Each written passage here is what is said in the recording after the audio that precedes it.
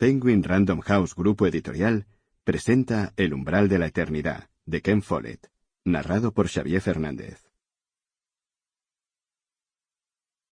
Primera parte. Muro. 1961. Capítulo 1. La policía secreta convocó a Rebecca Hoffman un lunes lluvioso de 1961. La mañana había empezado como otra cualquiera. Su marido la acompañó al trabajo en su Trabant 500 color canela. Las antaño elegantes calles del centro de Berlín aún conservaban solares arrasados por los bombardeos de la guerra, salvo allí donde se habían construido nuevos edificios de hormigón que se alzaban erguidos como dientes falsos y mal emparejados. Hans iba pensando en su trabajo mientras conducía. Los tribunales están al servicio de los jueces, de los abogados, de la policía, del gobierno, de todo el mundo menos de las víctimas de la delincuencia, comentó. Algo así es de esperar en los países capitalistas occidentales. Pero bajo el comunismo, los tribunales deberían estar claramente al servicio del pueblo. Mis colegas no parecen darse cuenta de ello. Hans trabajaba en el Ministerio de Justicia. Llevamos casi un año casados y te conozco desde hace 2, pero nunca me has presentado a ninguno de tus colegas, repuso Rebecca. Te aburrirían, adujo él de inmediato. Son todos abogados. ¿Hay alguna mujer entre ellos? No. En mi sección por lo menos no. Hans ocupaba un puesto administrativo. Designaba jueces, programaba juicios, gestionaba los tribunales. De todas formas me gustaría conocerlos. Su marido era un hombre fuerte que había aprendido a controlarse. Mientras lo miraba y ante su insistencia, Rebecca percibió en sus ojos un conocido destello de rabia, y vio que la reprimía echando mano de su fuerza de voluntad. Ya quedaré con ellos, dijo Hans. Quizá podríamos ir todos a un bar alguna tarde. De los hombres que había conocido Rebecca, Hans era el primero que estaba a la altura de su padre.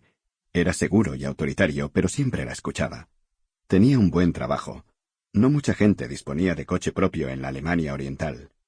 Los hombres que trabajaban para el gobierno solían ser comunistas de la línea dura, pero Hans, por sorprendente que fuera, compartía el escepticismo político de Rebecca. Igual que su padre, era alto, apuesto y vestía bien. Era el hombre al que había estado esperando.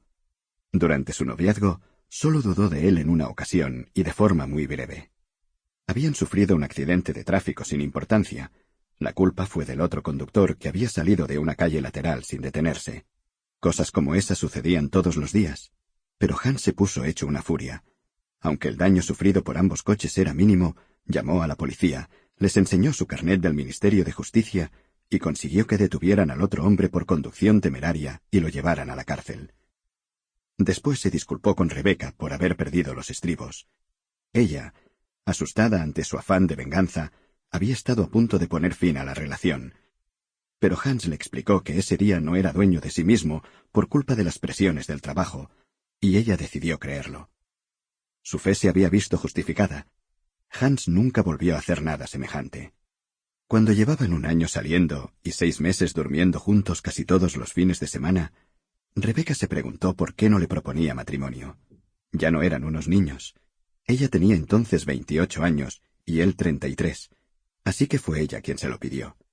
A Hans le sorprendió la proposición, pero aceptó. En ese momento detuvo el coche frente a la escuela donde trabajaba Rebecca. Era un edificio moderno y bien equipado. Los comunistas se tomaban muy en serio la educación.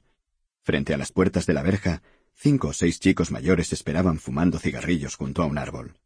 Rebecca no hizo caso de sus miradas insistentes y besó a Hans en los labios. Después bajó del coche.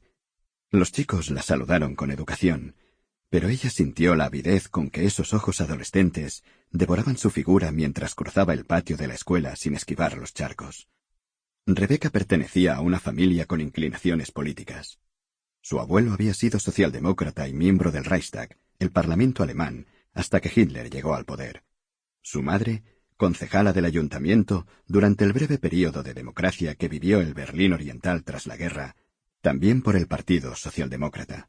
Sin embargo, la Alemania Oriental se había convertido en una tiranía, y Rebecca no le veía ninguna utilidad a meterse en política, por lo que había canalizado su idealismo hacia la educación, con la esperanza de que la siguiente generación fuese menos dogmática, más compasiva, más lista.